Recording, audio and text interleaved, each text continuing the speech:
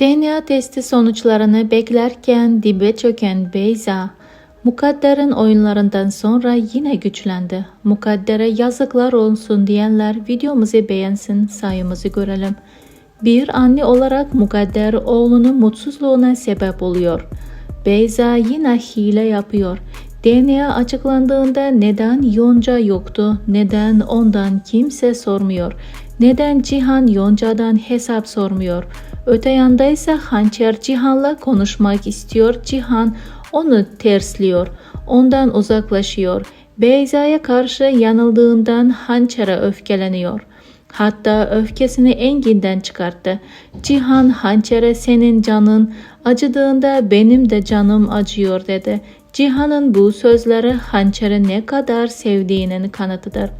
Cihan ve Hançer'in aşkı için yorumlar kısmına bolca mavi boncuk ve kırmızı kalp göndermeyi de unutmayın.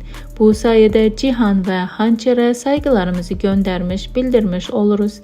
Beyza Cihan'ı yine oyuna getirdi. Bebeği göstermeyeceğim diyerek Yonca'nın yanına yerleşti.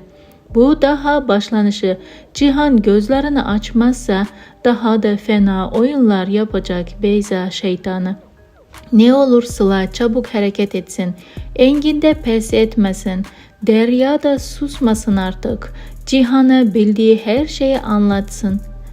Sizler de benim gibi düşünüyorsanız fikirlerinizi yorumlar kısmında beyan ederek kanalımıza abone olmayı, bildirimler tuşunu da açmayı unutmayın.